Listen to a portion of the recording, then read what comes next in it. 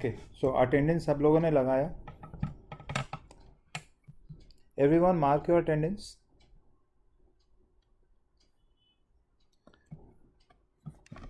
And we have been discussing Newton's law. Newton's law में first law हो गया था. There was second law.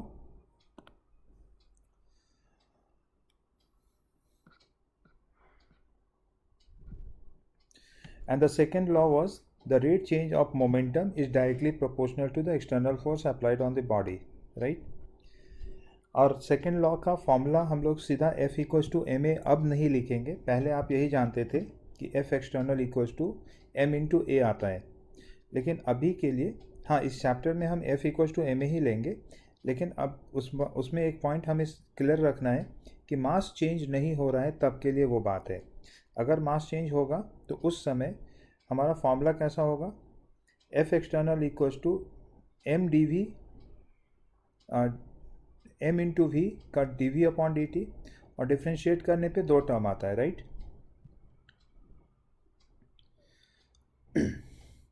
Now उसमें cases करके डिस्कस किया कि अगर मास कांस्टेंट है तो फिर F equals to M a हो जाएगा. जैसे एक ब्लॉक के ऊपर बात कर रहे हैं तो जो भी हम फोर्स लगाएंगे ना, वो सीधा सीधा एक्सेलरेशन के फॉर्म में दिखेगा, कॉज एंड इफेक्ट. ठीक है. अगर मास चेंज कर रहा है, dm upon dt is not equals to zero, then there are two cases. Mass will increase और मास में डिक्रीज. इंक्रीज मास को हम लोग dm प्लस पॉजिटिव साइन से इंडिकेट करते हैं और डिक्रीजिंग मास को निगेटिव साइन से इंडिकेट करते हैं. So here is the example of decreasing mass.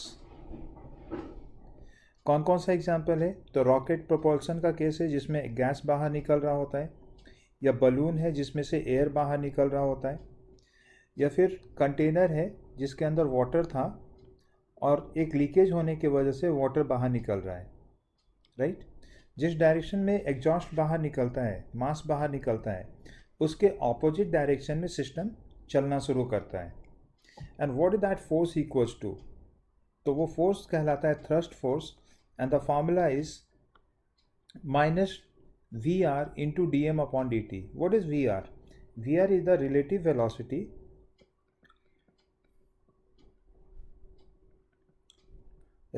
Velocity of mass d m with respect to system. System किसे कहते हैं? तो सिस्टम वो है जिसके अंदर मास था. जैसे बलून एक सिस्टम हो गया, रॉकेट एक सिस्टम हो गया, कंटेनर एक सिस्टम हो गया. और डीएम किसे कह रहे हैं? The mass which is coming out, right? जैसे गैस है तो गैस डीएम बाहर आ रहा है, वाटर का मास बाहर आ रहा है, तो उसे कह रहे हैं. तो किस रेट से सिस्टम के रेस्पेक्ट में बाहर आ रहा है, उस पर ये डिपेंड करता है. सो थ्रस्ट फोर्स का फॉर्मूला क्या है? Minus v r d m upon d t. Minus sign ये इंडिकेट करता है कि जिधर वी आर है उसके उल्टे डायरेक्शन में ये थ्रस्ट फोर्स होगा, जो कि बिल्कुल प्रैक्टिकली विजिबल है. ओके. क्योंकि ऊपर के सिस्टम में एक्सटर्नल फोर्स नहीं लगा रखा था, इसलिए एक्सटर्नल फोर्स जीरो हो गया था. बाकी दोनों टर्म रहेगा, तो इक्वेशन ये हो जाएगा. ठीक है.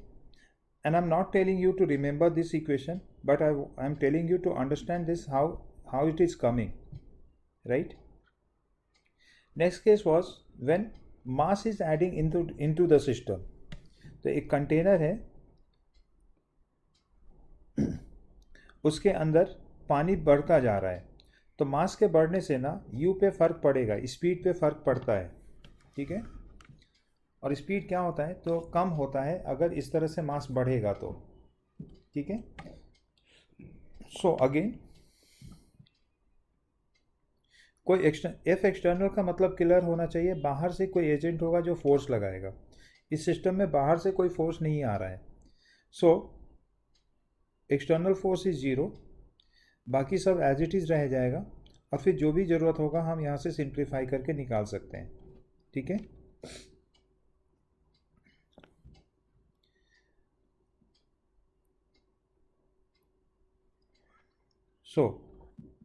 और ये लास्ट में फाइनल केस बताया था कि इसमें से फोर्स भी जीरो नहीं है, मतलब एक एक्सटर्नल एजेंट है जो फोर्स लगा रहा है, तो फिर इक्वेशन क्या हो जाएगा, उसमें F को नॉन जीरो लेना है, मतलब ये सब टर्म्स इसमें रहेगा।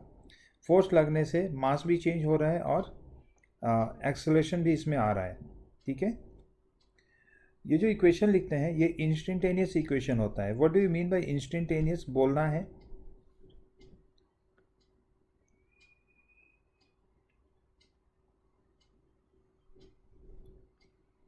इंस्टेंटेनियस इक्वेशन का क्या मतलब समझोगे?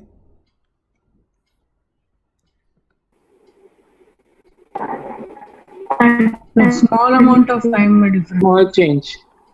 या इंस्टेंटेनियस का मतलब होता है at particular instant of time,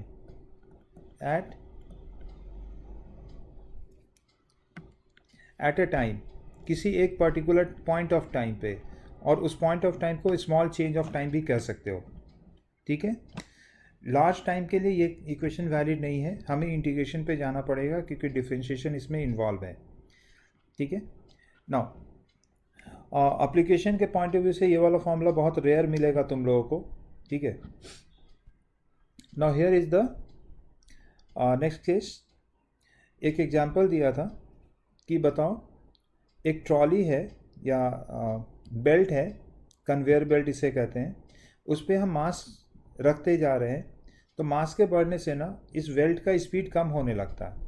so what should be the force required, the question is what should be the force required to maintain और to move the belt with constant speed of 2 metre per second. सबसे पहले system कौन है, तो system belt है। ठीक है, belt के ऊपर मास आ रहा है। तो ये मास वेरिएबल का केस है, सिस्टम में मास बढ़ता जा रहा है।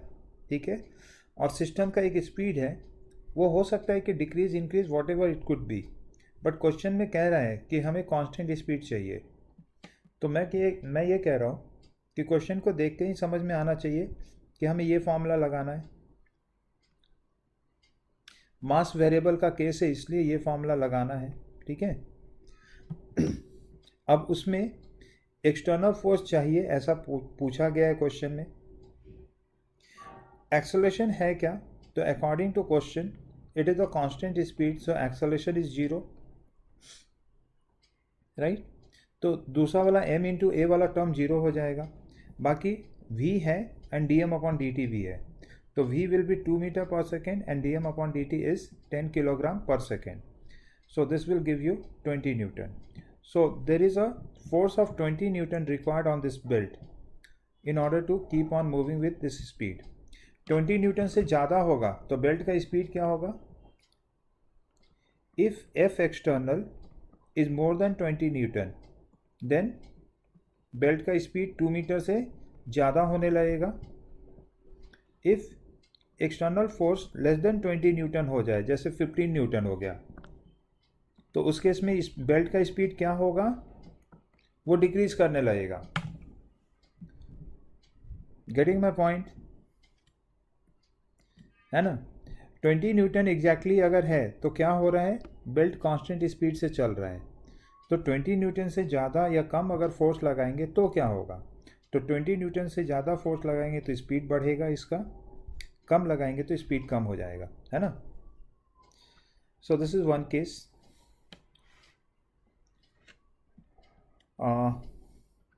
और भी केसेस हैं, लाइक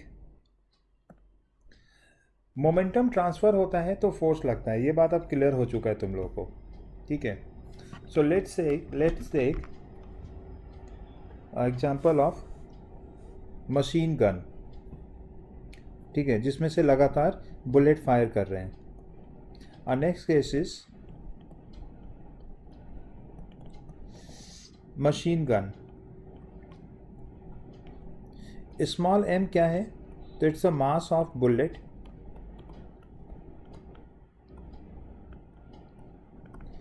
और एक सिंपल आइडिया रखने के लिए आप mass of a bullet can be taken as 10 gram और 20 gram, whatever, let say 20 gram is the bullet mass, बहुत छोटा सा मास होता है इसका।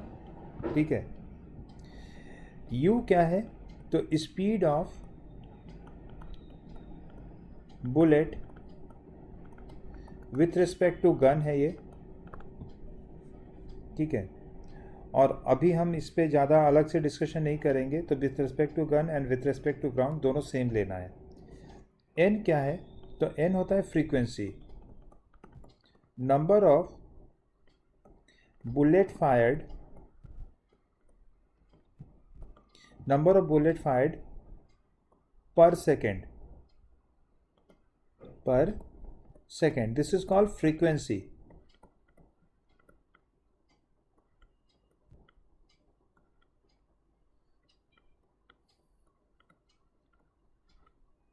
This is called frequency.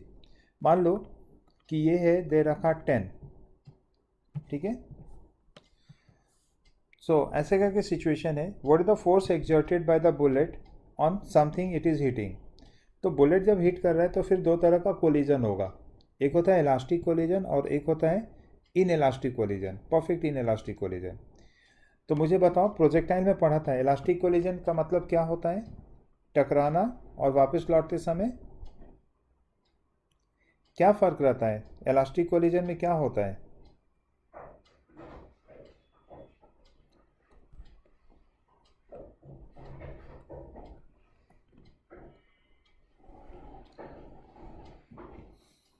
This is a wall,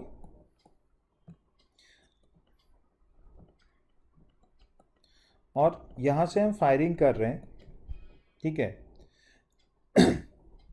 तो ये इसे स्ट्राइक कर रहा है, ओके।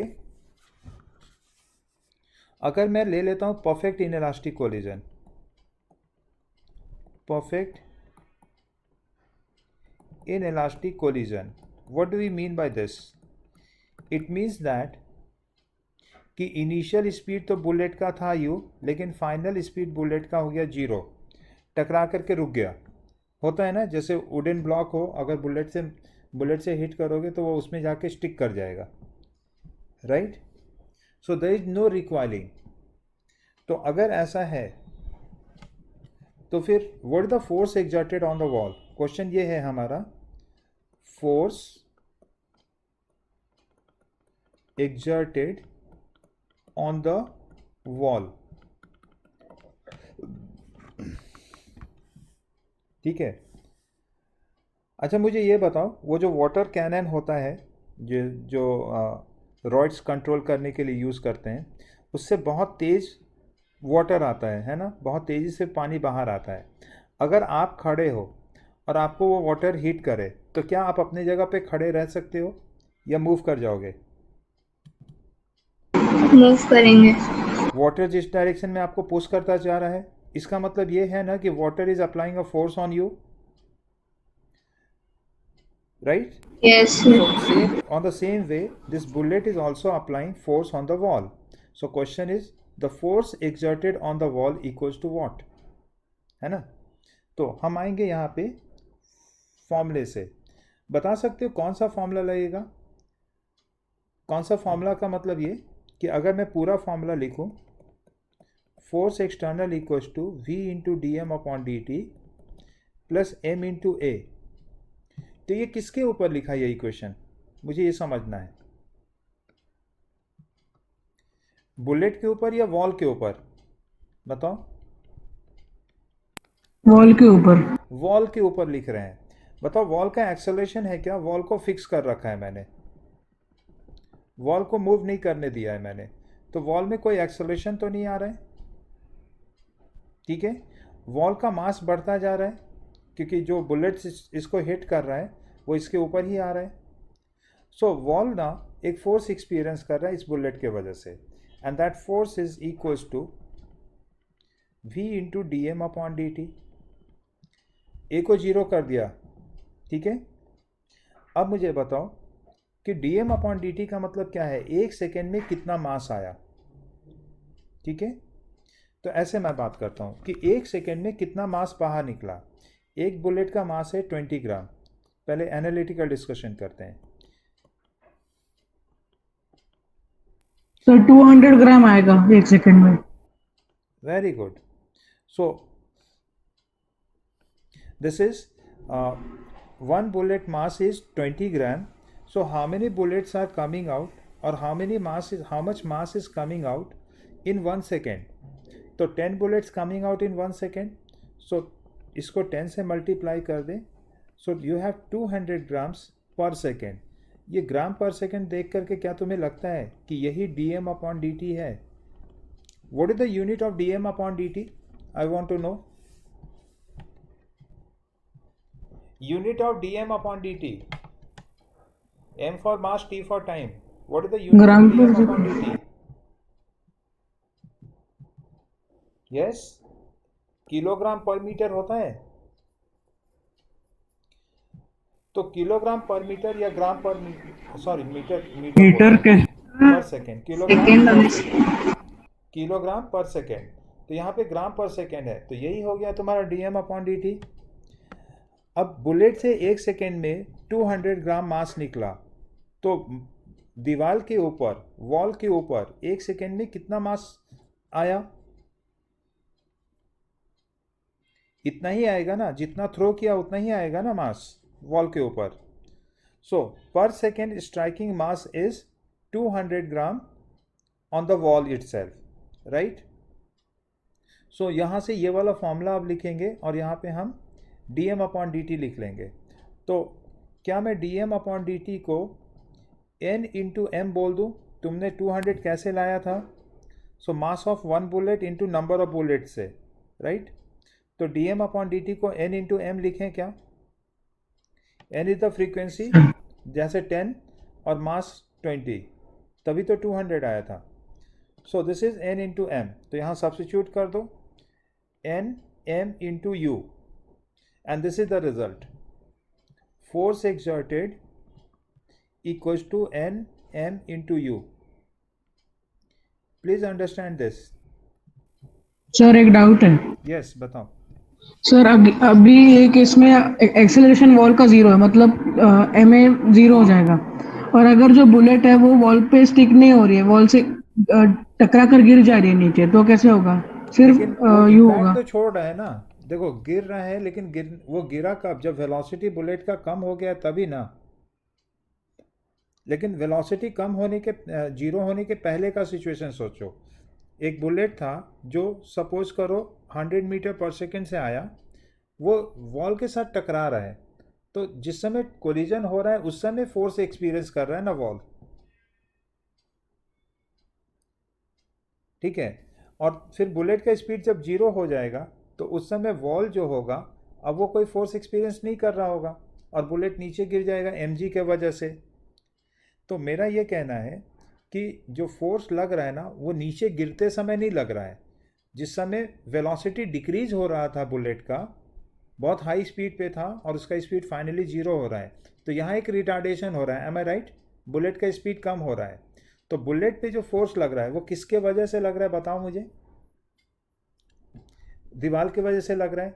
अच्छा मुझे ये बताओ, कभी आप सपोज करो आँख पे पट्टी बांध करके चल रहे हो और आप दीवार से जाके टकरा जाते हो, तो आपको इंजरी कब फील होता है? जब चोट कब फील होता है?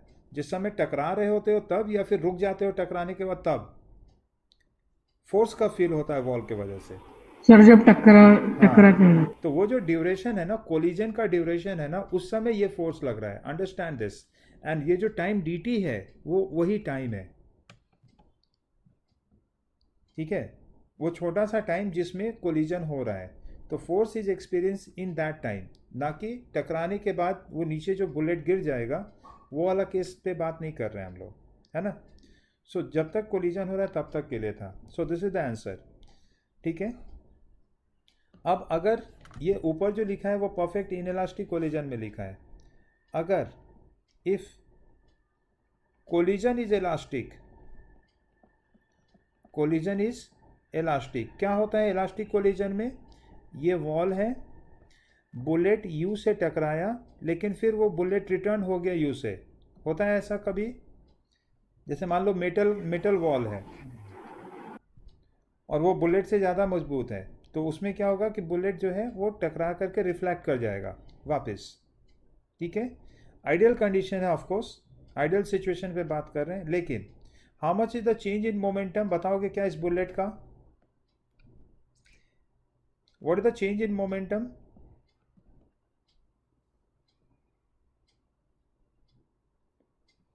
Is it 2 mu?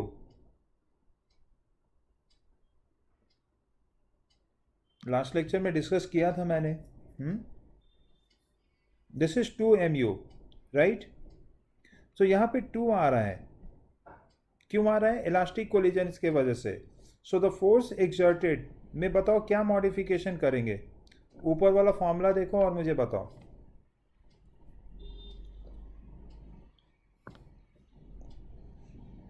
It will be 2nm into u.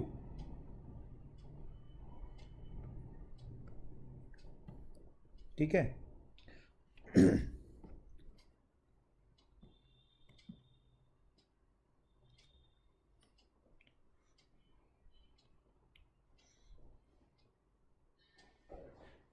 Okay, so this was formula for the force experienced by the bullet. जैसे एक क्वेश्चन है,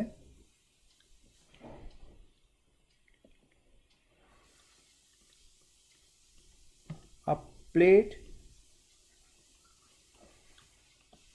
of mass 50 gram, a plate of mass 50 gram is being held stationary. एक second.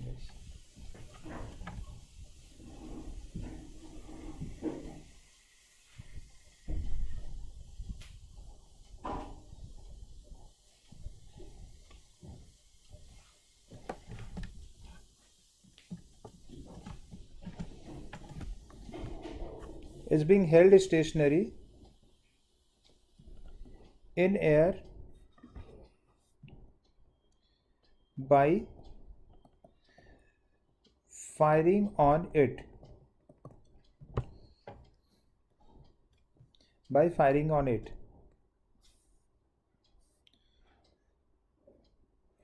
Find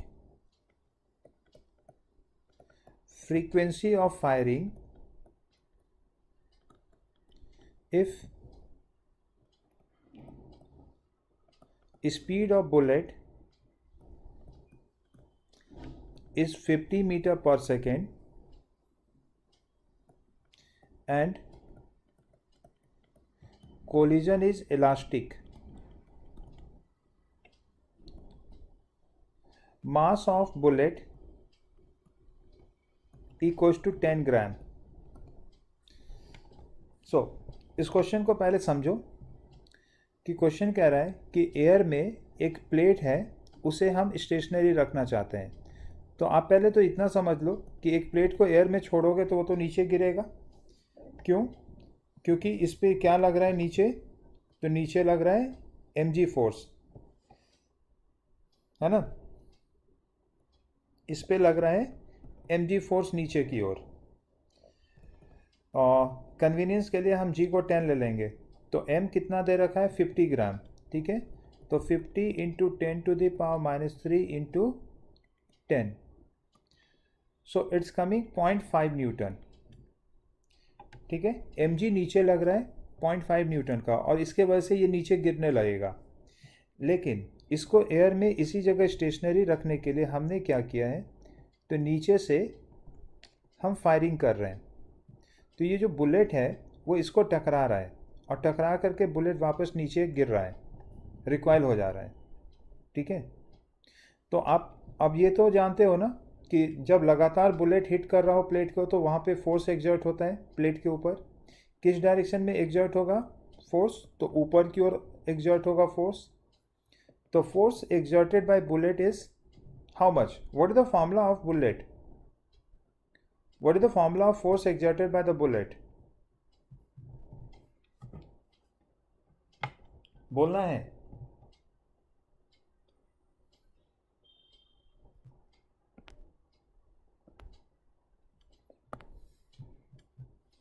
Yes, Aditi Devrukar.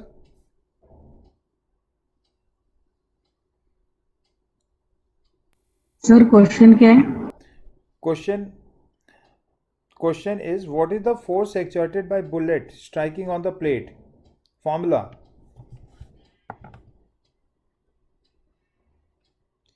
To into n into m into u, ये रहा वो formula. अगर bullet का मास m है, u से टकरा रहा है और इलास्टिक कोलिजन है, इलास्टिक कोलिजन होगा तो 2 आ जाएगा, ठीक है। तो यहाँ पे इलास्टिक कोलिजन दिया है मैंने, ठीक है। So this is the force exerted,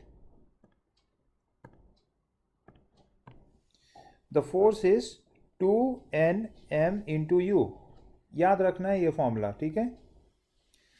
अब बताओ स्टेशनरी होने के लिए क्या होना चाहिए, दोनों फोर्स बराबर होना चाहिए ना। To be in equilibrium, equilibrium मतलब स्टेशनरी ही होना होगा यहाँ पे। ऊपर का फोर्स नीचे के फोर्स के बराबर हो जाएगा। ऊपर का फोर्स है 2nm इंटू यू, नीचे का फोर्स है 0.5, और यहाँ सब्स्टिट्यूट कर दो। तुम्हें n निकालना है, फाइंड द फ्रीक्वेंसी मतलब n निकालना है। u is given as 50 metre per second, n निकालना है। Mass is also given 10 gram, तो सब्स्टिट्यूट करते हैं। So 2 into n into 10 gram, so 10 into 10 to the power -3 into u का मतलब 50 और दूसरे तरफ 0.5, सो 2 इंटू दिस 100, तो ये पूरा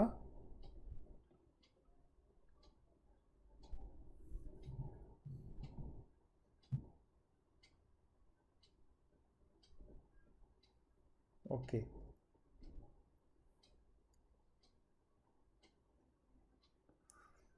चलो थोड़ा प्लेट का मास को और इंक्रीज कर देते हैं, ठीक है। लेट्स कॉल इट 500 ग्राम है, ठीक है, मतलब थोड़ा मीनिंगफुल डेटा आने के लिए। तो 500 है तो ये 5 हो जाएगा यहाँ पे, यहाँ एक और जीरो लगा देंगे। So this is 5।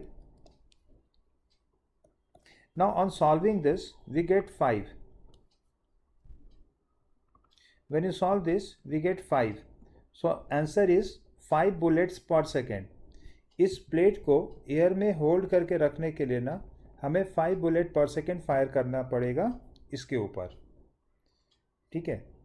So this was a problem based on, sir अगर उससे ज्यादा होगी तो और ऊपर जाएंगे प्लेट। या अगर फ्रीक्वेंसी को बढ़ा दोगे तो अमाउंट ऑफ फोर्स जो होगा वो बढ़ जाएगा, और बढ़ जाएगा तो फिर ये प्लेट जो होगा ना ऊपर की ओर मूव करने लगेगा, ठीक है।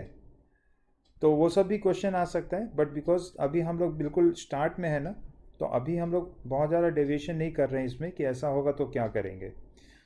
Because my point was just to introduce here the force exerted by the bullet striking.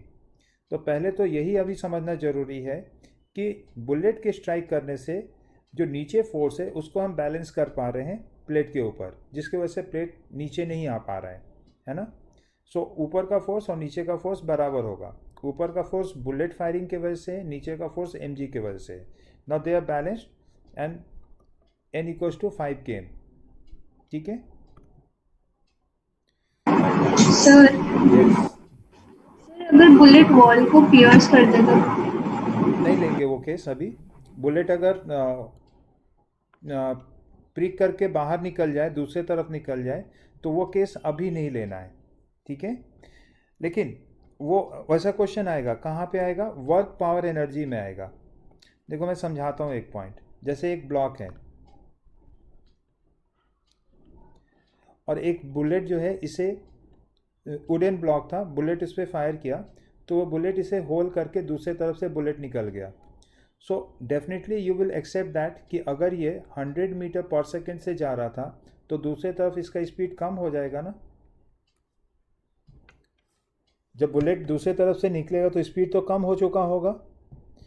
तो ये जो लॉस ऑफ काइनेटिक एनर्जी है वो कहाँ चला जाता है, तो वो बुलेट में, ब्लॉक में चला जाता है। क्या ब्लॉक भी मूव करता है उस दौरान?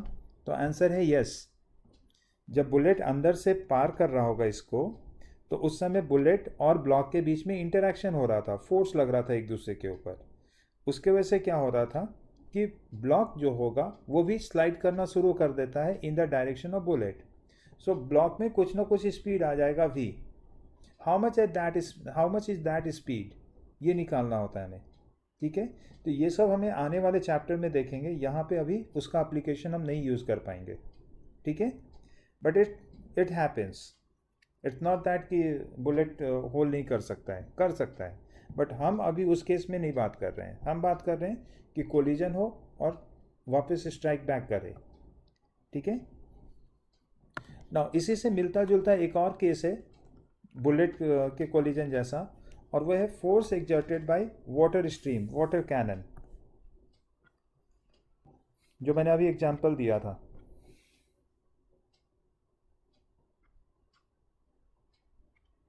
कि सब एक्शन रिएक्शन वगैरह सब आ गया है। एनीवे अभी ऐसा भी नहीं है कि तुम लोग एक्शन रिएक्शन समझते नहीं हो, है ना। So my next heading is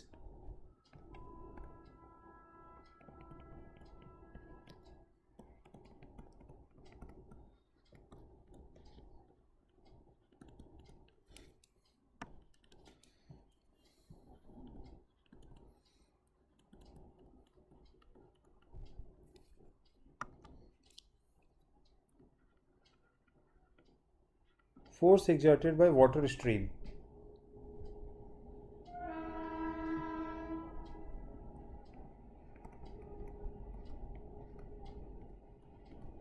We are talking about water cannon.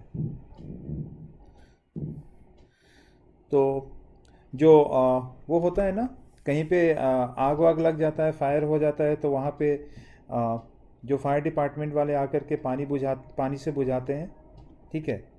तो आप देखो उसका कितना हेवी फोर्स होता है, उस पाइप से जो वाटर निकल रहा होता है उसका बहुत तेज फ्लो रहता है, राइट। तभी तो वो बहुत दूर तक पहुंच पाता है। So this is the water cannon, जिसका क्रॉस सेक्शनल एरिया है ए। इसके अंदर पानी है जो मूव कर रहा है यू स्पीड से, और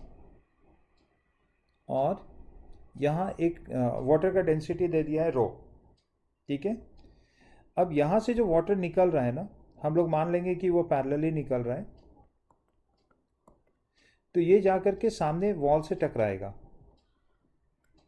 राइट ना। वॉल से टकराने के बाद वाटर ऊपर और नीचे ऐसा चला जाएगा।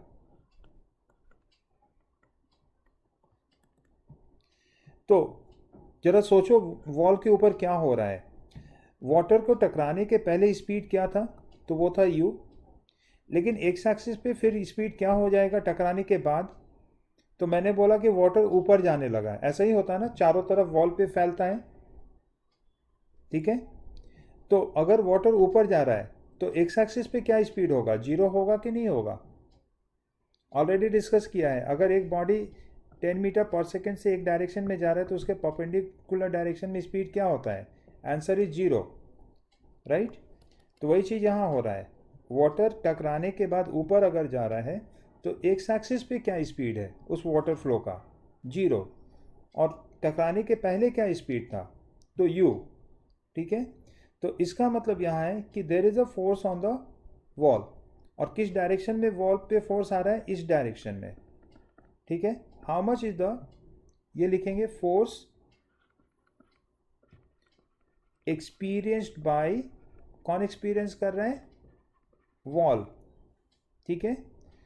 और फोर्स एक्सर्टेड बाय वाटर, इसी को आप बोलेंगे this is also force exerted bye, exerted मतलब लगाना होता है ना, एक्सपीरियंस मतलब फील करना होता है। So force exerted bye water, and how much is this, this is rho into a into u square। पहले तो मैं फॉर्मूला लिख दूं, उसके बाद आगे का बात करते हैं। what is the formula of this force which is being exerted by the water flowing and falling on the wall, it is rho into a into u square। देख लो, rho मतलब डेंसिटी, a मतलब cross sectional area, है ना, and u is the speed। So let's derive it, क्योंकि derivation करना जरूरी है। तो मुझे ये बताओ कि क्या यहाँ पे मास फ्लो रेट का केस है, dm अपॉन dt का केस है क्या, ये मुझे जानना है, यस नो।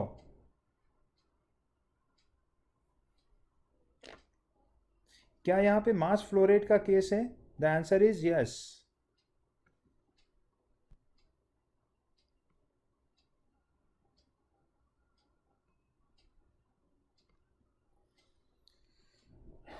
ठीक है, तो ऐसे समझते हैं. फिर से डेटा लेंगे. तो मान लो कि ये 2 मीटर पर सेकेंड का स्पीड था. बाद में वापस यू कर देंगे. अभी 2 मीटर से सॉल्व कर रहे हैं, बाद में 2 के जगह पे वापस यू बोल देंगे. ठीक है. A is the cross sectional area. ठीक है. देखो 2 मीटर पर सेकेंड का मतलब क्या होता है? 1 सेकेंड में 2 मीटर ट्रैवल करना. राइट. 1 सेकेंड में 2 मीटर ट्रैवल करना. तो मैं ये पूछता हूँ कि 1 सेकेंड में कितना लेंथ वाटर का बाहर आ जाएगा. जैसे ये जो सरफेस है वो 1 सेकेंड में कहाँ चला जाएगा बताओ फिगर से. तो वो 2 मीटर आगे चला जाएगा. ये जो सरफेस ए है वो यहाँ आ जाएगा. ठीक है. और उस सरफेस के पीछे जो वाटर है वो सब ये रहा. जैसे वो एक आता है ना फेवी स्टिक आता है. तो फेवी स्टिक में क्या होता है? रोटेट करने पे वो सिलेंड्रिकल फेवी स्टिक जो है वो बाहर की ओर निकल के आता है ना ट्यूब से. तो एग्जैक्टली वैसा ही है.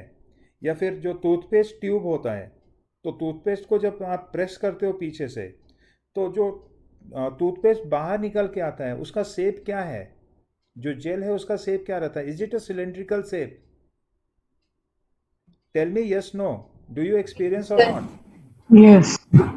जो टूथपेस्ट से पेस्ट बाहर निकालते हो तो छोटा लेंथ अगर लोगे तो क्या वो सिलेंड्रिकल शेप का होता है, जिसका एक क्रॉस सेक्शन होता है और जितना प्रेस करोगे उतना ही लेंथ बाहर आता है. तो एग्जैक्टली वही चीज़ यहाँ पे है. So I am talking about in 1 second. तो 1 सेकेंड में कितना लेंथ लिक्विड का अंदर से बाहर आ जाएगा? I repeat my question. I am asking. My question is, in 1 second, what is the length of liquid that will come out? 2 meter. 2 meter. 2 meter in 1 second. Right? What is the volume of this cylinder? ये जो cylinder बाहर निकल के आया है, volume of cylinder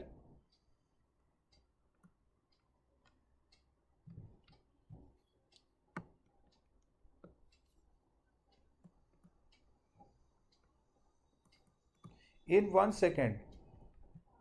तो volume of cylinder का formula क्या होता है? Cross sectional area into length होता है क्या? ए इंटू एल होता है. यहाँ पे क्या हो जाएगा? ए इंटू ए मतलब ये क्रॉस सेक्शनल एरिया. सो ए इंटू 2 हो जाएगा. क्या ये dv अपॉन dt है? वॉल्यूम फ्लो रेट है क्या ये? Volume flow rate. What is dv upon dt? पढ़ा है तुम लोगों ने. This is volume flow rate. 1 second में कितना वॉल्यूम बाहर आ रहा है. तो 1 सेकेंड में a इंटू 2 ये वॉल्यूम बाहर आ रहा है. ठीक है. अच्छा, वॉल्यूम में डेंसिटी से मल्टीप्लाई करोगे तो क्या मिलेगा? I repeat, Mass. Density into volume equals to what? Mass. क्योंकि dv अपॉन dt है तो दोनों तरफ dt से डिवाइड कर देते हैं. So what is this term is equals to? Is it mass flow rate?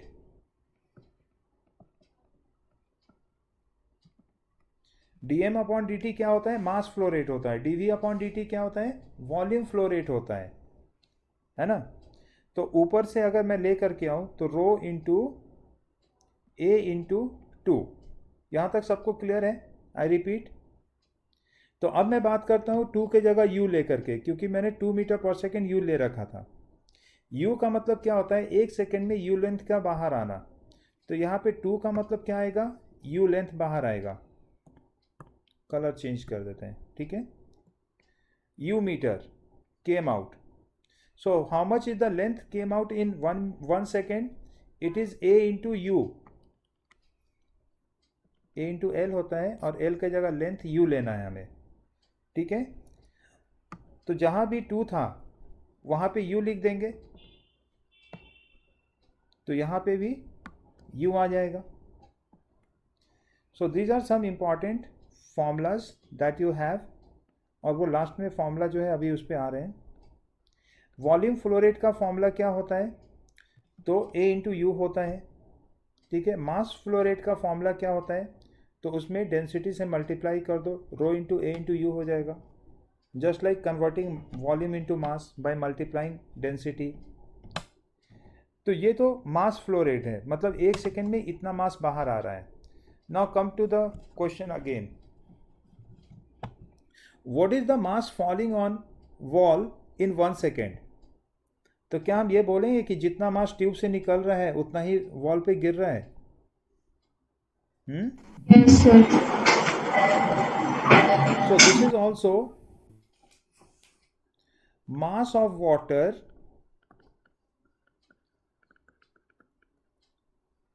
hitting wall per second. हर 1 सेकेंड में इतना मास वॉल को हिट कर रहा है, right.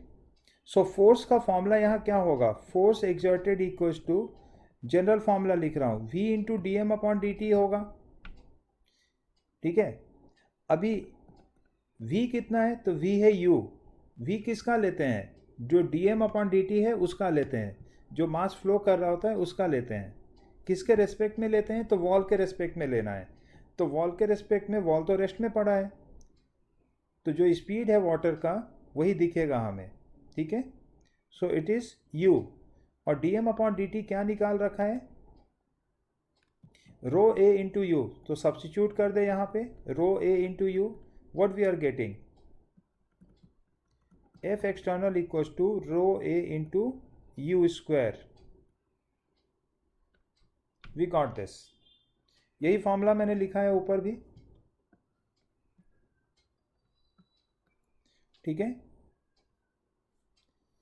Force experienced by the wall, और इतना यही फोर्स वाटर भी फील कर रहा है, समझे ना। ये केवल वॉल का नहीं है, यहाँ एक्शन रिएक्शन होता है। तो जो फोर्स वॉल को मिल रहा है उतना ही फोर्स वाटर को मिल रहा है उल्टे डायरेक्शन में, एक्शन रिएक्शन, ठीक है। तो ये हुआ हमारा, ओके। अगर वाटर रिफ्लेक्ट हो टकरा करके, ठीक है, मतलब वाटर का मोशन ऐसे हो,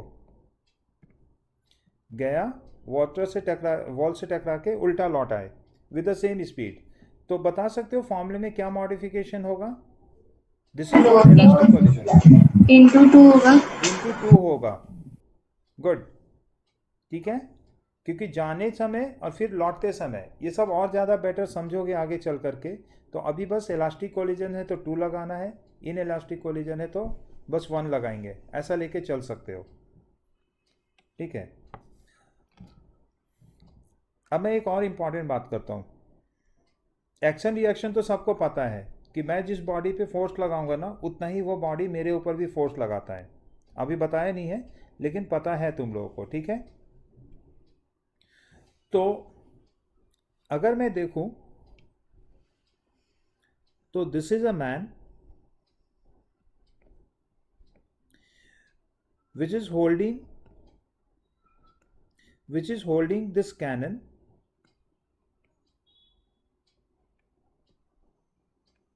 इधर से वाटर आ रहा है और यहां से ये वाटर बाहर निकल रहा है, राइट।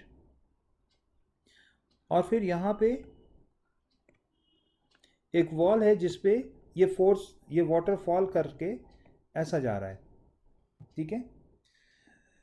तो आपको क्या लगता है, यहाँ पे आप ही हो ये वाटर कैनन को पकड़ के रखा है तुम लोगों ने, ठीक है। Do you have to apply force on this water cannon? Tell me yes no. Yes, sir. किस बात के लिए फोर्स लगाना पड़ता है? वाटर फ्लो होने से कैनन क्या होता है, पीछे की ओर भागता रिकॉइल है, कंट्रोल करना। आगे पानी की ओर पीछे। मास निकल रहा है तो इस पे एक पीछे की ओर फोर्स लगता है ना। तो फोर्स, उस फोर्स को रोकने के लिए, कैनन को पीछे रोकने के लिए, पीछे आने से हमें किधर फोर्स लगाना पड़ेगा? आगे आगे की की तरफ। ओर, ठीक है ना। This is same as when you fire gun recoil on the back side, gun भी पीछे की ओर मूव करता है, तो हमें जोर से पकड़ के रखना होता है। तो यहाँ पे कई बार क्वेश्चन ऐसे पूछता है। अच्छा, तो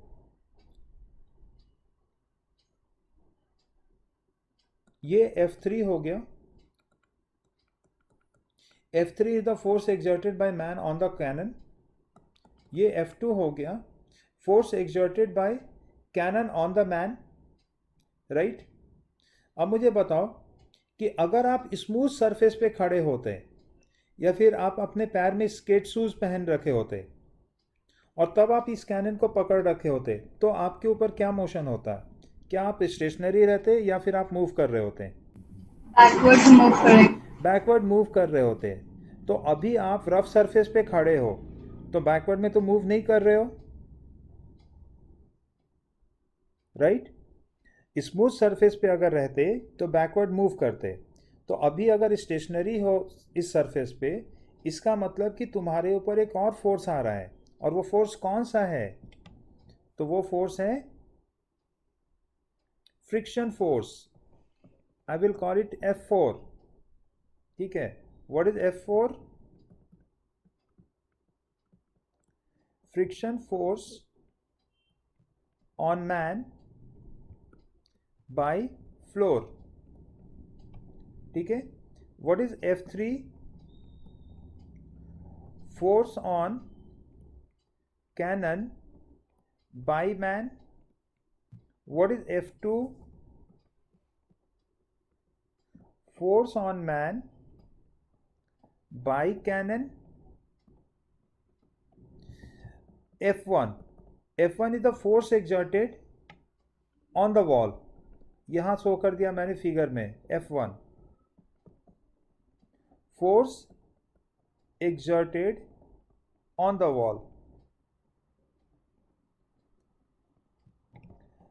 व्हाट आई नो इज कि F1 जो है ना, वो है rho into A into u square. Am I right और not?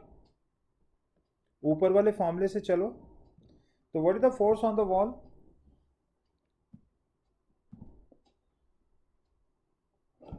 What is the force on the wall?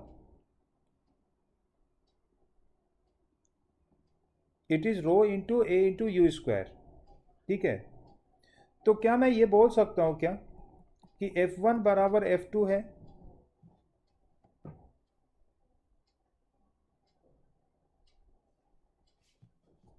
जो वाटर निकल रहा था ना कैनन से, यस सर। वो इतने ही फोर्स के साथ निकल रहा था। जो फोर्स के साथ ये निकल रहा है उतना ही फोर्स ले जाके वॉल पे दे दिया इसने।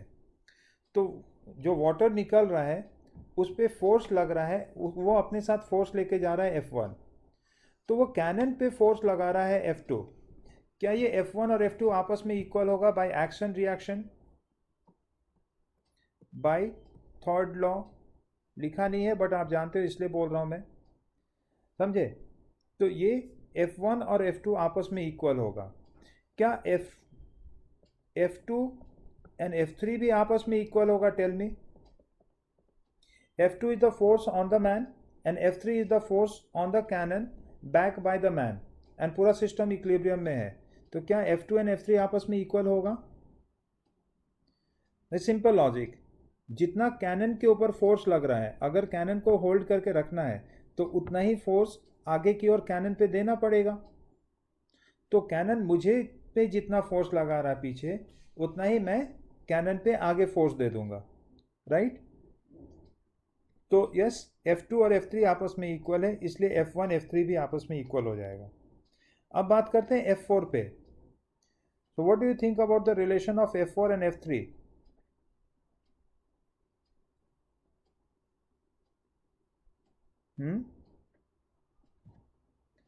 क्या F2 F4 के बराबर है? What is the F2? Force on man ना? And what is F4? That is also on the force on the man, ठीक है। तो मैन पे जितना बैकवर्ड फोर्स लग रहा है उतना ही फ्रिक्शन के वजह से फॉरवर्ड फोर्स मिल जा रहा है, क्योंकि अगर F4 नहीं होता, मतलब स्मूथ होता सरफेस, तो ये मैन पीछे की ओर स्लिप करता चला जाता, right. So F2 and F4 भी आपस में इक्वल है। कहने का मतलब क्या आ रहा है, बाय एक्शन रिएक्शन ये सब फोर्स आपस में इक्वल है। You don't need to go for the calculation of friction force and all. F4 अगर बोलना है तो आप सीधा सीधा F1 के आंसर से बता सकते हो, ठीक है। मतलब ऐसे, force exerted by friction on man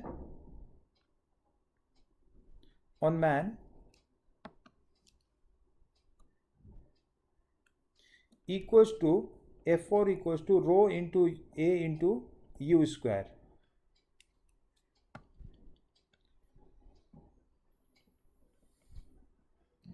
ठीक है।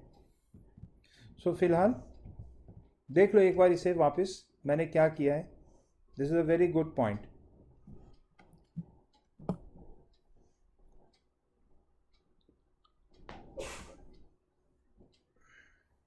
पहले खुद से एक्सपीरियंस करो। You are holding a cannon from which the water is coming out at very high speed. So this cannon will recoil मतलब पीछे की ओर आना। So you need to apply a force on this cannon, right? तो आपने जितना force लगाया ना, उतने ही फोर्स के साथ वाटर बाहर निकलेगा, वही फोर्स जा करके वॉल पे गिर जाएगा, ठीक है। ओके, मेरे ऊपर फोर्स लग रहा था कैनन के वजह से, और मैं स्टेशनरी हूँ, मैं मूव नहीं कर रहा हूँ, इसका मतलब फ्रिक्शन भी है मेरे ऊपर। और फ्रिक्शन किधर लग रहा है, तो वो राइट साइड लग रहा है। कितना लग रहा है, तो उतना ही लग रहा है जितना कैनन मेरे ऊपर फोर्स लगा रहा था। कैनन मेरे ऊपर उतना ही फोर्स लगा रहा था जितना वाटर कैनन के ऊपर फोर्स लगा रहा था। तो सब आपस में लिंक्ड है। कहने का मतलब ये है, they all are equal to each other in this case. So we have done this part. एक बार थोड़ा रिव्यू कर ले, क्या क्या डिस्कशन किया है वो देखो। मास वेरिएबल का केस पे डिस्कशन चल रहा था, ठीक है। एक गन का एग्जांपल लिया, और ओवरऑल इस डिस्कशन में, मशीन गन के डिस्कशन में हमें क्या लेके चलना है आगे। तो force exerted by the bullet, the formula will be N into M into U in case of inelastic collision। अगर इलास्टिक कोलिजन होगा तो आप 2 लगाएंगे। तो ये नटशेल में डिस्कशन है, इसका मतलब रिजल्ट है। लेकिन जिस तरह से मैंने समझाया है तुम लोग को, तुम्हें ये समझना चाहिए, ठीक है, कि बस ये होता है फॉर्मूला, रट करके आगे बढ़ जाए। No, you must understand how this force is coming on the wall, right. उसके बाद उसी लाइन पे, जैसा बुलेट का केस है वैसे ही वाटर कैनन का केस हो गया। तो वाटर कैनन से पानी बाहर की ओर निकल रहा होता है, ठीक है।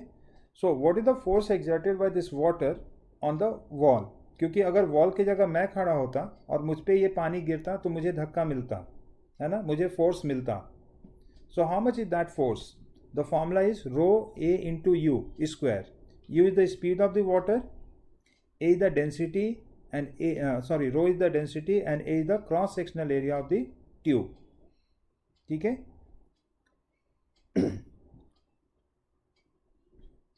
और उसके बाद फिर समझाया कि इतना कोई लाइनअप हो रखा है, तो फिर कैसे फोर्सेज एक दूसरे के साथ कनेक्टेड है। सर या आवाज नहीं आई, रिपीट। यस सर आवाज आ रही है?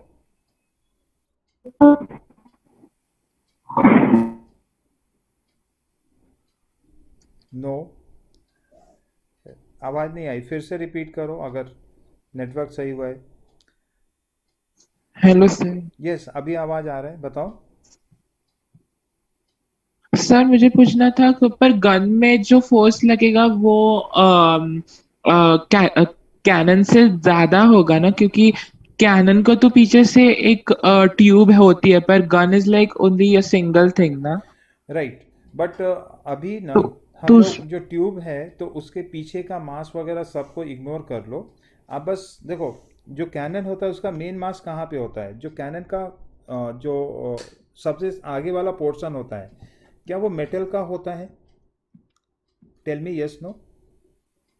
यूजुअली वो मेटल का होता है क्योंकि उसमें नॉब वगैरह सब होता है ना, स्विच ऑन करेंगे तभी तो वाटर बाहर निकलेगा, तो वो मेटल का होता है। Yes sir. पीछे जो होता है वो प्लास्टिक बॉडी रहता है, जो पाइपलाइन रहता है। सो फिलहाल हम लोग पीछे के पार्ट को इग्नोर करेंगे। तो गन और कैनन को एक जैसा ट्रीट कर रहे हैं फॉर द टाइम बिंग। अच्छा, फिर से मैं बात करूं ये होल्डिंग को लेकर के, तो गन से फायरिंग कर रहा है तो कोई तो होगा जो गन को पकड़ रखा होगा फायर करने के लिए। Yes sir. सो जब फायरिंग होगा तो गन भी रिकॉयल करेगा पीछे की ओर, और गन को पीछे जाने से रोकने के लिए इस पर्सन को आगे की ओर फोर्स लगाना पड़ेगा। तो on the same line F2 पीछे हो गया, F3 आगे हो गया, राइट। नाउ गन के पीछे जाने से वो मैन भी पीछे जा सकता है अगर वो स्मूथ सरफेस पे पड़ा रहे तो। आप सोचो ना कि आप स्मूथ सरफेस पे खड़े हो and you are having a machine gun and you are firing. So when you start firing, you will be moving on the backward side. You keep on slipping back, right? तो yes sir. अगर rough surface पे हम खड़े होंगे तो मुझे friction मिलेगा जिसकी वजह से मैं पीछे नहीं स्लिप करूंगा। Then how much is that force, जिसे मैं F4 से डिनोट करूं, तो ये सब आपस में कनेक्ट हो जाएगा वापस इसी रूल से, right. F1 equals to F2 equals to F3 equals to F4 by action reaction, by third law बोलो। और सर अगर एक मैन बुलेट मतलब गन चला रहा है और जितना बुलेट का वेट है उतना ही उसका वो मैन का वेट है, तो मैन भी उतना ही फोर्स से उतना ही पीछे जाएगा। यस, तब मैन में बहुत ज़्यादा स्पीड आ जाएगा, क्योंकि अगर बुलेट का मास उतना ही बड़ा है, मतलब आप सोच रहे हो जैसे मैं ना एक मेरे मास के बराबर के बैग को फेंकना है मुझे। चलो वो बुलेट का मास तुम मैन के मास के बराबर बोल रहे हो, उसको मैं रिप्लेस कर देता हूँ। मेरे पास एक बैग है, बैग बहुत हेवी है, इतना हेवी है जितना मेरा मास है। So when I will throw the bag, तो जितना वेलोसिटी बैग में आएगा ना उतना ही वेलोसिटी मेरे अंदर आ जाएगा उल्टे डायरेक्शन में। Yes, you are true. Okay sir yes. Sir फिर पहले जब भी फ्रिक्शनल अगर हार्ड फ्लोर भी है तो भी सर स्टार्ट में पीछे जाएंगे ही ना, जितना जो से वो आएगा। आवाज़ थोड़ा रुक रुक करके आ रहा था, can you repeat again? Sir I am saying कि अगर फ्लोर रफ भी हो, उसमें फ्रिक्शन भी हो, तो भी मैन स्टार्ट में पीछे जाएगा ना। अच्छा, फ्रिक्शन होगा तब भी पीछे जाएगा, then depends on the amount of friction ना। सर स्टार्ट में जब वो चालू करेगा तब उसको एक जर्क पड़ेगा ना। ओके, तो स्टार्ट में जब चालू करेगा एक जर्क मिलेगा। नो, ऐसा एग्जर्ट्स वगैरह कुछ है नहीं, क्योंकि वो इसमें चालू करने का मतलब हर एक बुलेट जो फायर हो रहा है ना, उसको तुम एक नए सिरे से ले सकते हो। सो फर्स्ट बुलेट फायर्ड और 10 bullet fired, the both will have similar situation, am I right? So start में ज़्यादा फोर्स एक्सपीरियंस करेगा ये मैन, ऐसा कुछ नहीं है यहाँ पे। ओके, सो सारे बुलेट के लिए मैन के ऊपर बराबर फोर्स आएगा।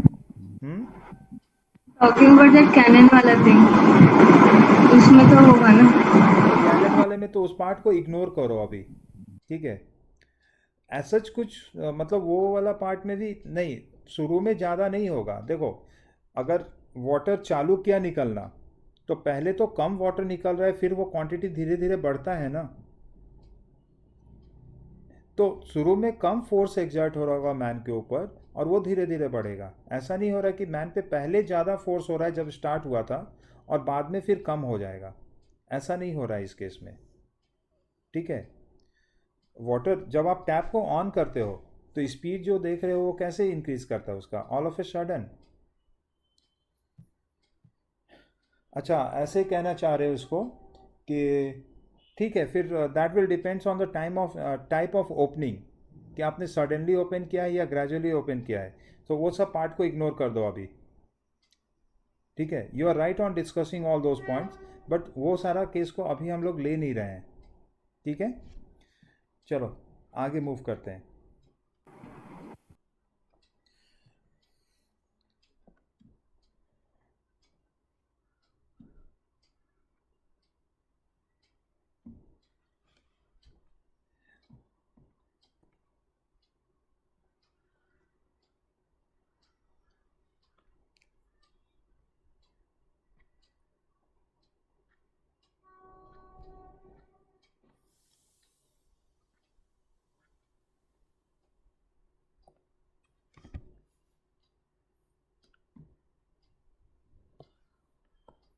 Everyone go through this question.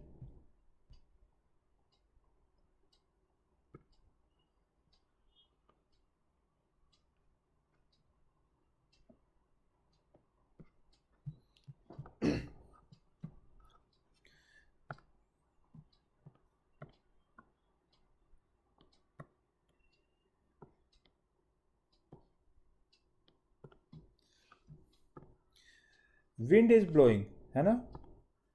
Wind is given. Wind is blowing with the speed of 100 km per hour, normal to the wall. Normal मतलब perpendicular to the wall, of area 108 meter square. What the force exerted by the wall if the air move parallel to the wall after striking?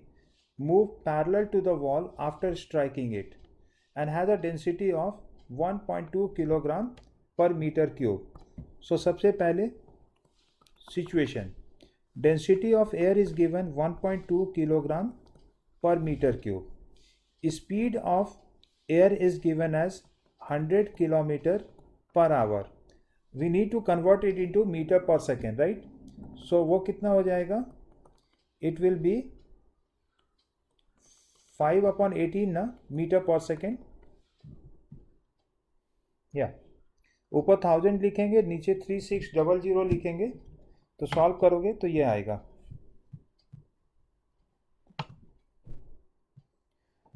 तो अभी रहने देते हैं, solve नहीं करेंगे. The area of wall is given as 108 metre cube square. तो formula जैसे normally मैं लिख लूँ तो rho into A into u square सब दिख रहा है, पुट कर देंगे, एक रिजल्ट तो आ जाएगा. लेकिन क्या मैंने सिचुएशन विजुअलाइज किया?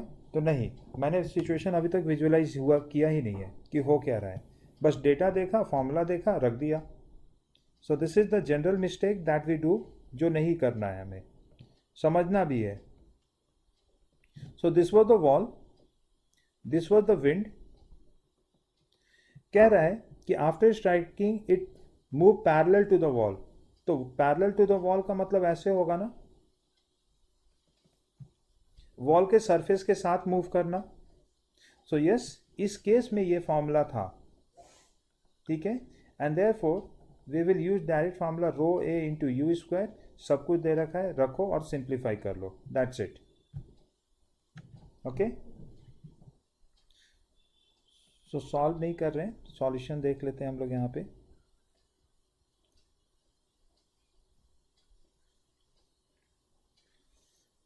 या रो ए into v square direct formula use किया है, and that is coming 10 to the power 5. तो आप चेक कर लेंगे इसे पुट करके. 10 to the power 5 Newton is the answer coming when you substitute and simplify it.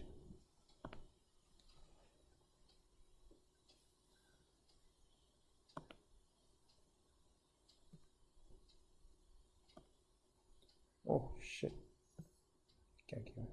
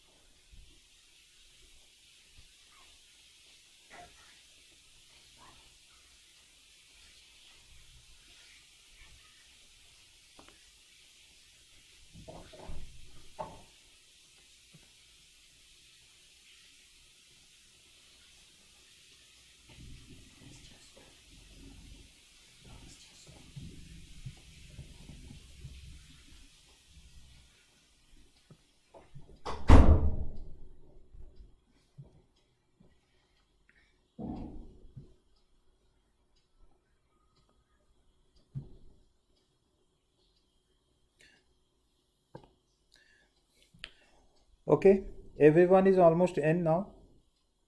नहीं, अभी और भी बच्चे आएंगे.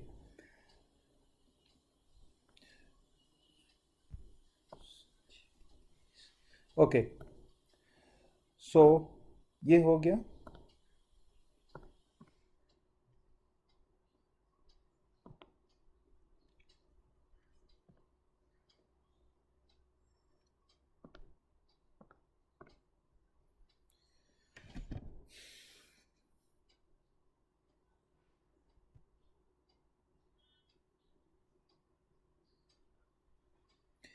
Question is explain why a horse cannot pull a cart and run in empty space.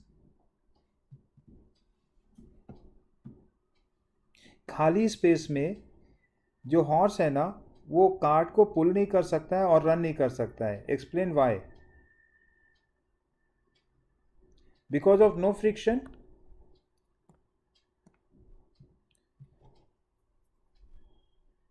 है ना, मतलब चलने के लिए या खींचने के लिए ना फ्रिक्शन चाहिए होता है उसे.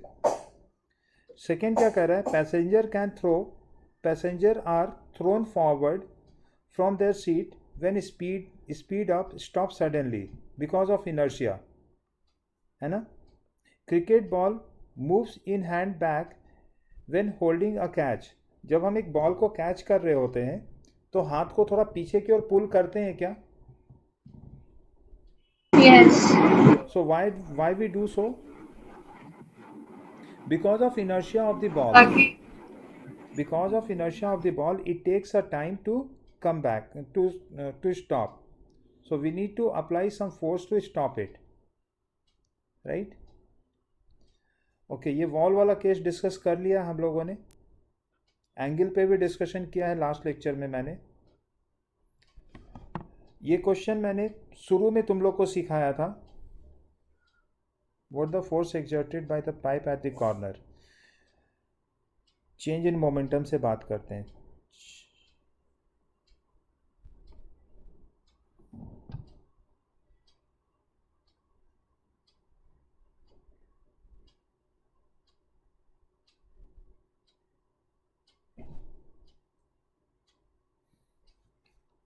या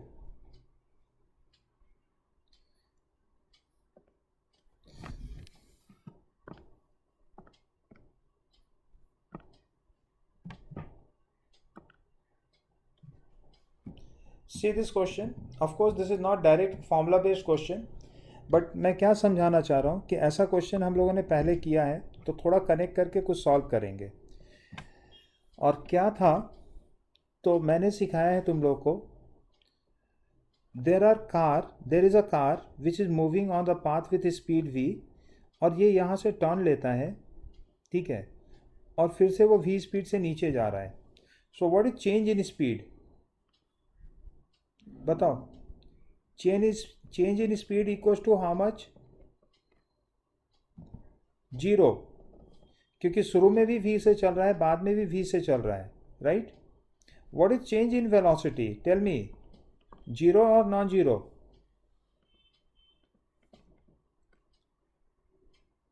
यस.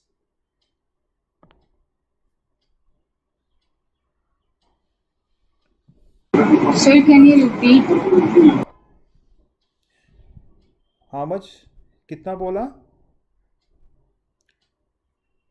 0 और नॉन जीरो? पहले ये बताओ, what is the change in velocity? Direction change हो रहा है ना, डायरेक्शन चेंज हो रहा है, सो नॉन जीरो वेलोसिटी इसमें आएगा. तो इसका फॉर्मूला हो जाता है delta v equals to v2 minus v1. Right. Vector form में लेना पड़ेगा. v2 मतलब final vector. Is it minus vj? नीचे की ओर जा रहा है ना, तो माइनस vj माइनस vi, ये हो गया. So magnitude of change in velocity is your v root two metre per second, जो कि नॉन जीरो है. इधर change in momentum, tell me yes no. तो yes, there is change in momentum also, and that change in momentum is m into v into root two. तो ये तो car का case था. अब यहां पे बात है फ्लूइड का. क्वेश्चन इज, यहाँ पे अब जो बात चल रहा है वो है फ्लूइड का. ये तो कार का केस था, तो कार एक मास है, उस पे बात चल रहा था. A liquid of density rho is flowing with speed v through the pipe of cross-sectional area A. The pipe is bent in the shape of a right angle as shown in the figure. What force should be exerted on the pipe at the corner of to keep it fixed? देखो, इतना तो समझते हो ना कि pipe को आप इस तरह से खुला नहीं छोड़ सकते. You need to clamp it. Is it? You need to fix it. अगर पाइप को खुला छोड़ दोगे तो जब वाटर फ्लो करेगा तो ये पाइप जो होगा ना वो शिफ्ट होने लगेगा, क्योंकि उस पर फोर्स आता है. So we need to clamp this pipe somehow. तो जो फिक्सर है उसके वजह से इसके ऊपर कितना फोर्स आना चाहिए, मतलब पाइप को होल्ड करने के लिए कितना फोर्स आना चाहिए. तो सीधा सीधा पॉइंट ये होगा,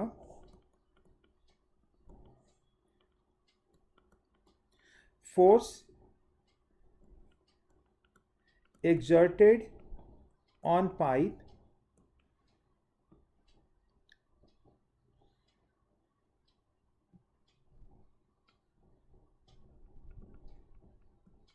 बराबर फोर्स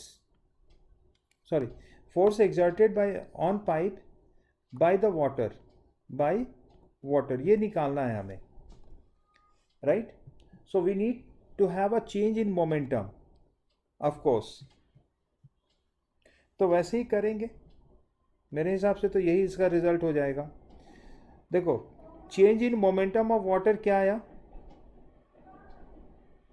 तो वेलोसिटी में चेंज नहीं है, डायरेक्शन में चेंज है, और मास में भी चेंज नहीं है. सो एक छोटा सा मास ले ले, dm इंटू डेल्टा वी. तो डेल्टा वी तो √2 हो जाएगा, तो dm इंटू v√2 हो जाएगा. फोर्स इक्वल्स टू क्या होता है, तो फोर्स इक्वल्स टू होता है delta p upon delta t, है ना, change in momentum upon time taken. So delta m upon delta t into v√2. एक second Krituraj, let me finish this. Now dm upon dt क्या है, volume flow, mass flow rate है. Mass flow rate का formula पीछे निकाला है हम लोगों ने, ρ a into v into v√2. So f equals to ρ a v square into √2. Yes कृतुराज, बताओ, कुछ पूछ रहे थे. नहीं सर, वो आपका स्क्रीन एक्चुअली लैग हो रहा था, वो नहीं हो ओके, गया. अभी आ रहा है. अभी मैंने क्या लिखा हुआ है लास्ट में, रो ए वी स्क्वायर √2. ओके, एक सेकेंड, हाँ समझा रहा हूँ.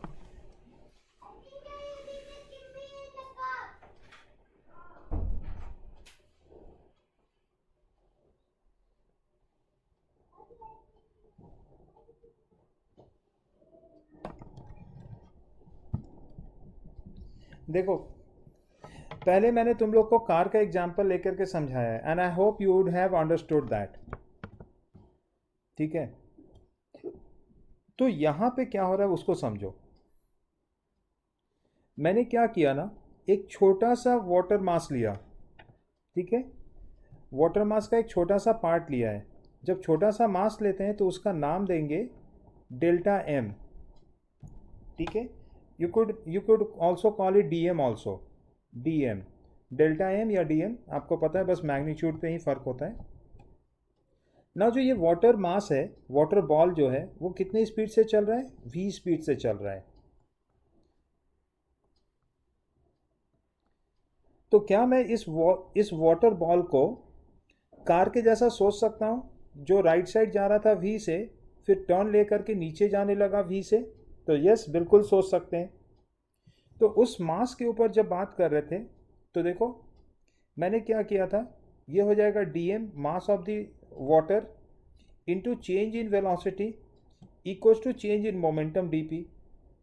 ठीक है, ना चेंज इन वेलोसिटी ऊपर निकाला है हम लोगों ने, v इंटू √2. क्यों है वो सब दिख रहा है, वेक्टर फॉर्म में आ गया था उसके वजह से. तो यहाँ पे dm इंटू v√2 आ गया. तो ये मैंने एक मास के लिए लिखा है dm के लिए, लेकिन इस फ्लो को लाना है मुझे. तो फ्लो को कैसे एक्सप्रेस करूं मैं, फ्लोइंग वाटर को कैसे एक्सप्रेस करूं मैं. dm तो केवल एक छोटा सा मास है, बट यहाँ लगातार वाटर फ्लो कर रहा है, उस बात को कैसे एक्सप्रेस करूं. What is that mathematical expression, बोलना है.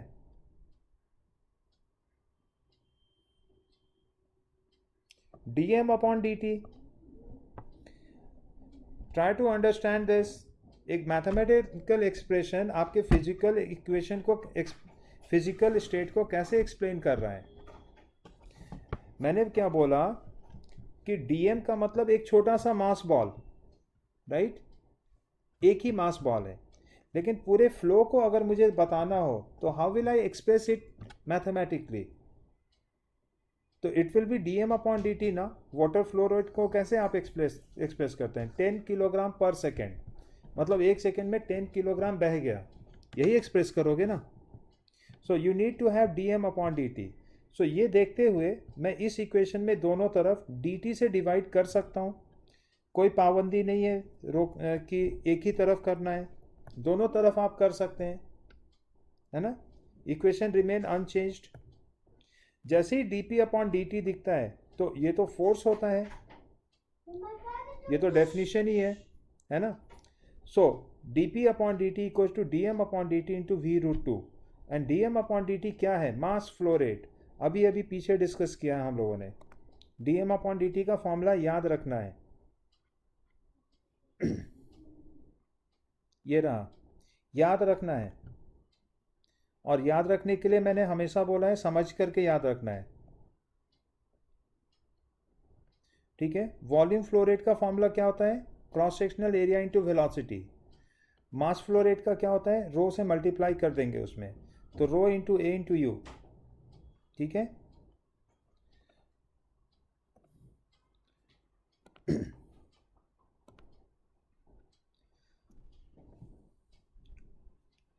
So this should be the answer in this case.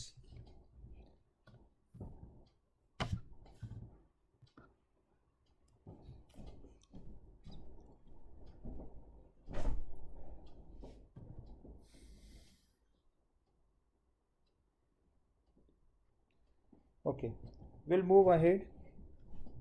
Third law.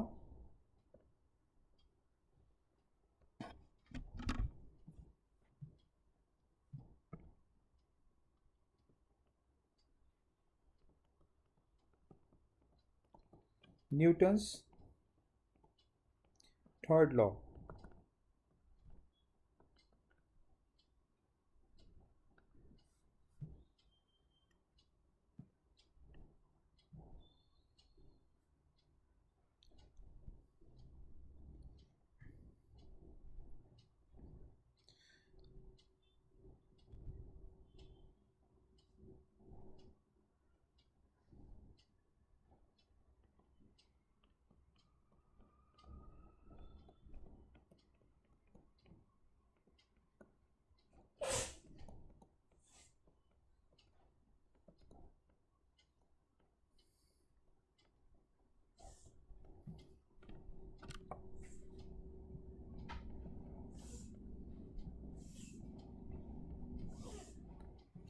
When a body exerts a force on another body, then there is equal and opposite force by second body on first body.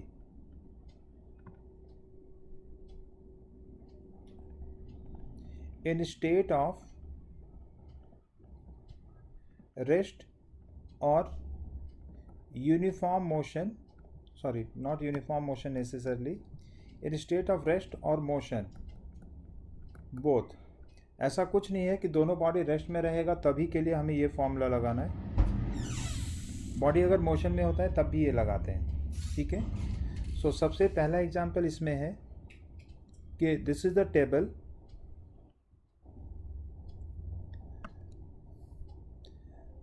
this is the table and this is the floor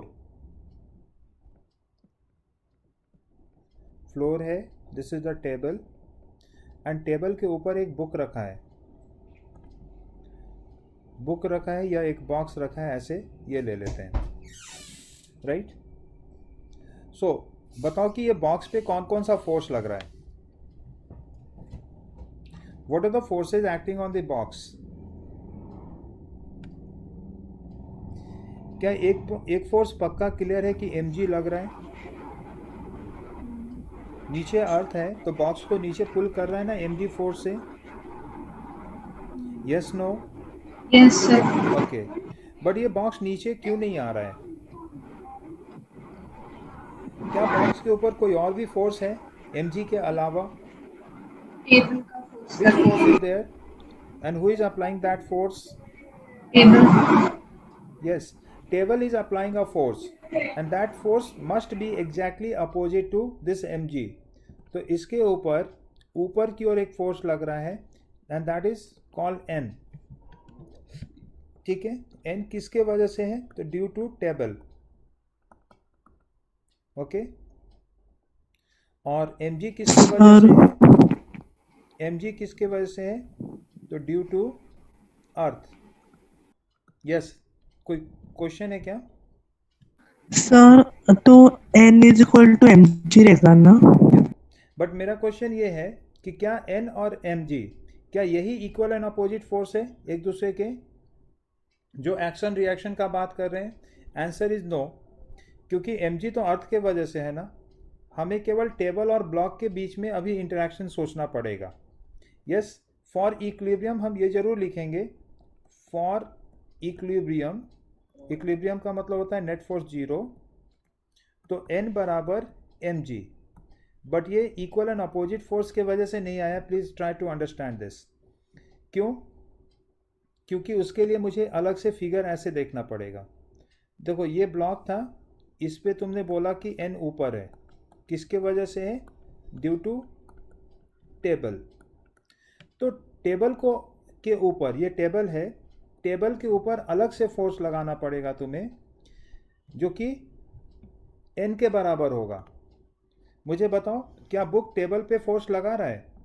yes no? क्या book table पे force लगा रहा है? Yes sir. Yes, लगा रहा है।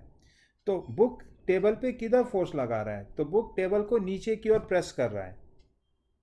ठीक है, खुद से सोचो, अगर टेबल का जो टॉप सरफेस है वो बिल्कुल हार्ड नहीं होता, वो सॉफ्ट होता, जैसे बेडशीट होता है, तो उस केस में क्या वो ब्लॉक थोड़ा नीचे की ओर झुक जाता?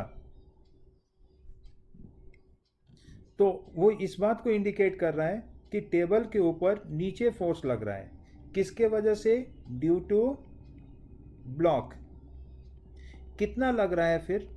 ये वाला फोर्स है n,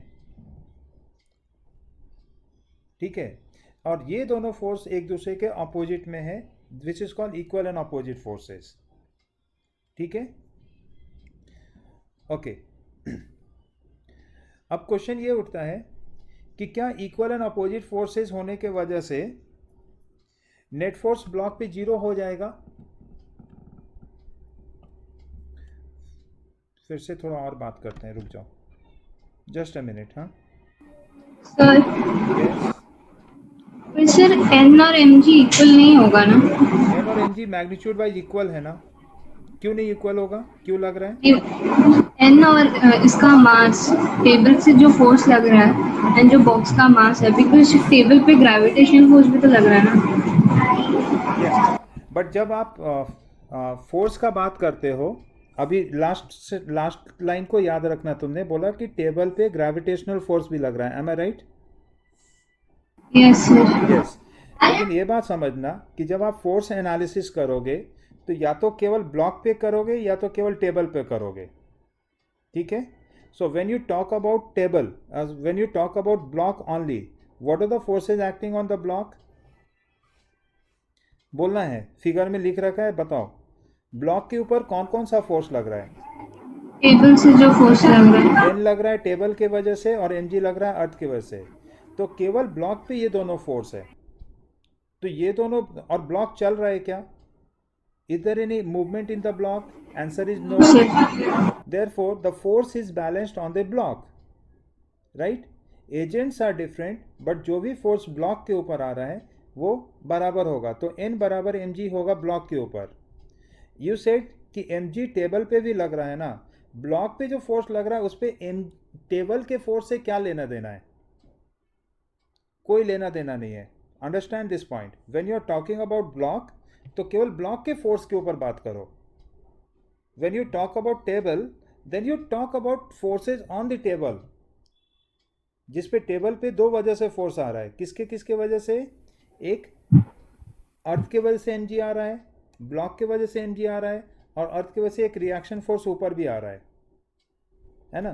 तो मैं यही कहना चाह रहा हूँ यहाँ पे कि when you talk of block, consider only the forces on the block, not on the table. And you said कि mg एक ग्रेविटेशनल फोर्स जो है वो टेबल पे भी तो लगेगा ना, तो टेबल के लिए अलग से बात करना है तुम्हें, ठीक है। And this is what I am trying to understand, make you understand. But problem क्या हुआ यहाँ पे कि हमने फोर्स के ऊपर बात नहीं किया है, हमने सीधा थर्ड लॉ पे बात करना शुरू किया है। तो अब थर्ड लॉ को एक्सप्लेन करने के लिए ये फिगर देना था मुझे। अब ये जब फिगर देंगे तो ये सब क्वेश्चन आएगा, सो थोड़ा वेट करना, वो सारा पॉइंट तुम्हारा क्लियर होगा, ठीक है ना। एक टर्म आता है फ्री बॉडी डायग्राम, उससे वो सब कुछ क्लियर कर देंगे। Now I am taking one more example over here, and this is a box, और यहाँ एक थ्रेड है, रोप, और उस रोप को हम यहाँ से पकड़ के पुल कर रहे हैं by applying some force F, ठीक है। मेरे फोर्स लगाने से क्या स्ट्रिंग रोप टाइट होगा? होगा ना। तो रोप में एक टेंशन डेवलप हो जाएगा T, ठीक है। समझना बात को, आप आखिर रोप के किसी पॉइंट को ही पकड़ के पुल करोगे ना, तो जिस पॉइंट को तुम पकड़ के पुल कर रहे होगे, let's make this as big dot, तो उस पॉइंट पे लेफ्ट साइड पे क्या फोर्स लग रहा है? F, जो मैं लगा रहा हूं। राइट साइड पे एक फोर्स आ जाएगा, वो क्या है? T। तो एक ही पॉइंट पे एक्शन रिएक्शन आया क्या? तो यहां पे T और F जो है वो एक्शन रिएक्शन है, ठीक है। सो T बराबर F हो जाएगा यहाँ पे by action reaction. Now coming to this, ये जो टेंशन होता है ये पूरे रोप में बराबर होता है। तो वो पॉइंट के ऊपर सोचो जो जस्ट अटैच है बॉक्स के साथ। तो स्ट्रिंग बॉक्स को पुल कर रहा है या नहीं कर रहा है? बताओ। आप पुल कर रहे हो स्ट्रिंग को, तो स्ट्रिंग बॉक्स को पुल करेगा या नहीं करेगा? Yes no?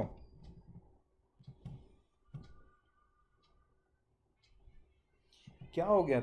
ये बात नहीं समझ में आया क्या कि एक बॉक्स जो है वो रोप से बंधा हुआ है, रोप को हम खींचेंगे, पुल करेंगे, तो बॉक्स भी साथ साथ आएगा? No response, Prithviraj? Yes, sir. Yes, sir. So, I am talking about point B. Point B is the joint of block and string.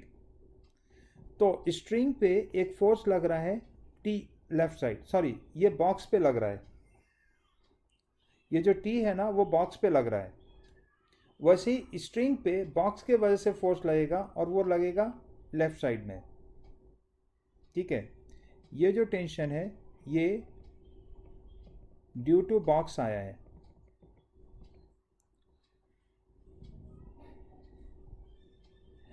Okay leave it, ये वाला एग्जांपल रहने दो, अभी थोड़ा कॉम्प्लेक्स हो रहा है, लीव इट। ऊपर वाले में ही बात कर लेते हैं। तो टेबल के ऊपर बात हो गया है। If you talk of all the forces acting on the table, forces on table, so सबसे पहले मैं डायग्राम बनाता हूँ। तो केवल टेबल बनाया है यहाँ पे, बाकी ब्लॉक भी है, अर्थ भी है, दोनों है, लेकिन उसका डायग्राम नहीं बनाया है, अभी हम मन में सोच के चलेंगे। तो बताओ टेबल पे नीचे कौन सा फोर्स लग रहा है अर्थ के वजह से? एक तो कैपिटल mg लग रहा है ड्यू टू ग्रेविटेशन, ठीक है। अच्छा बॉक्स ऊपर है, तो बॉक्स टेबल के ऊपर किधर फोर्स लगा रहा है? बॉक्स यहां पे है, तो टेबल के ऊपर बॉक्स किधर फोर्स लगा रहा है? नीचे की ओर ना। जो भी ऑब्जेक्ट टेबल के ऊपर है वो टेबल को किधर की ओर पुश कर रहा है? तो नीचे की ओर पुश कर रहा है। So downward push, and that is N, ऊपर फिगर में दे रखा है। ये क्यों है? Due to block. तो दो फोर्स टेबल के ऊपर नीचे से नीचे की ओर आया है, एक अर्थ का पुल आ रहा है और दूसरा जो ब्लॉक है उसका भी आ रहा है, ठीक है। अब बताओ टेबल चल नहीं रहा है नीचे की ओर, तो फिर ऊपर भी तो कोई फोर्स है। What is that force? What is that force? एक टेबल के ऊपर फोर्स है, जो फ्लोर पे रखा हुआ है ना इसका लेग्स, वहाँ पे ऊपर की ओर फोर्स मिल रहा है। किसके वजह से? तो फ्लोर के वजह से। What is that force called? It is called normal reaction force, N. तो यहाँ एन डैश देंगे क्योंकि ऊपर एन यूज कर रखा है। ये एन डैश क्यों आया टेबल के ऊपर? ड्यू टू फ्लोर, ठीक है। और अब क्योंकि मैंने सारा फोर्स केवल टेबल के ऊपर बात किया है, देखो जब टेबल के ऊपर फोर्स लगा रहे थे ना, तो किसके किसके वजह से फोर्स लगा है वो लिखा है मैंने, ठीक है। इसमें बॉक्स के ऊपर क्या फोर्स लग रहा है उस पर बात नहीं कर रहे हैं, टेबल के ऊपर बॉक्स के वजह से क्या फोर्स लग रहा है उस पर बात कर रहे हैं। तो टेबल के बॉक्स के वजह से टेबल पे नीचे है एन, एम जी है नीचे की और अर्थ के पुल के वजह से, लेकिन जो फ्लोर पे रखा हुआ है टेबल उसका एक रिएक्शन फोर्स ऊपर की ओर आ रहा है, and that is N dash. Because table is not moving, so N dash ऊपर का फोर्स नीचे के फोर्स के बराबर होगा, तो ये इक्वेशन बनेगा। बट क्या इसमें मैंने एक्शन रिएक्शन शो किया है? Answer is no. इसमें कोई भी फोर्स किसी एक एक्शन का रिएक्शन नहीं है। क्यों? क्योंकि जैसे एन डैश के बारे में सोचो, एन डैश किसके वजह से है? फ्लोर के वजह से टेबल पे। तो रिएक्शन किस पे होगा? रिएक्शन फ्लोर पे होगा टेबल के वजह से, ठीक है ना। तो जब मैं फ्लोर बनाऊंगा, ये हो गया फ्लोर, यहाँ पे दिस इज फ्लोर। तो फ्लोर पे नीचे की ओर फोर्स लग रहा है एन डैश, किसके वजह से? Due to table. तो ये एन डैश जो यहाँ शो किया है और ये जो एन डैश शो किया है, वो दोनों एक्शन रिएक्शन है। Let me make you clear again. On the table I have shown forces N, M G and N dash. Is any of them is the action reaction of other? क्या N किसी का action reaction है? Answer is no. क्या M G किसी का action reaction है? No. N dash किसी का एक्शन रिएक्शन है? इस फिगर में बात कर रहा हूं मैं, तो नो।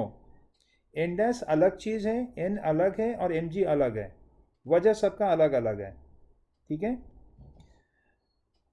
लेकिन जब हम दो बॉडी के बीच में इंटरेक्शन का बात करेंगे तो टेबल अलग है, वो टेबल मैं ऊपर बना देता हूं यहाँ पे। इस फिगर में टेबल के ऊपर लग रहा है N dash due to floor, और फ्लोर के ऊपर फोर्स लग रहा है टेबल के वजह से एन डैश नीचे। तो इस वाले फिगर में मैंने एक्शन रिएक्शन शो किया है। Okay, now I want a question. Okay, it's 11:10। Okay, last question एक बता दो मुझे फटाफट। क्या एक्शन रिएक्शन एक ही बॉडी पे होता है? जो भी है आंसर करो मुझे। राजेश, एक्शन रिएक्शन एक ही बॉडी पे होता है क्या? Yes sir. इसका मतलब नहीं समझा है। हाँ, देखो एक्शन रिएक्शन एक ही बॉडी पे नहीं होता है। यहाँ पे फिगर बनाया हुआ है दोनों। जब मैंने टेबल का फिगर बनाया था तो टेबल एक बॉडी है, क्या उसमें एक्शन रिएक्शन है? तो मैंने अभी वही एक्सप्लेन किया ना कि एन, एम जी और एन डैश, ये इनमें से कोई एक दूसरे का एक्शन रिएक्शन नहीं है, ठीक है। एक्शन रिएक्शन कहाँ हो रहा है? टेबल और फ्लोर के बीच में हो रहा है ना। तो अगर फ्लोर टेबल पे एन डैश दे रहा है तो टेबल फ्लोर पे एन डैश दे रहा है नीचे, तो सेकेंड फिगर में एक्शन रिएक्शन है, ठीक है। फर्स्ट फिगर में एक्शन रिएक्शन नहीं है। इसका मतलब ये हुआ कि एक ही बॉडी पे एक्शन रिएक्शन नहीं होता है। ओके, चलो मैं ये सब पॉइंट्स अब नेक्स्ट लेक्चर में डिस्कस करूंगा, ठीक है। I will discuss again the third law, पूरा अच्छे से डिस्कस फिर से वापस करेंगे, ठीक है। Okay guys, bye bye then.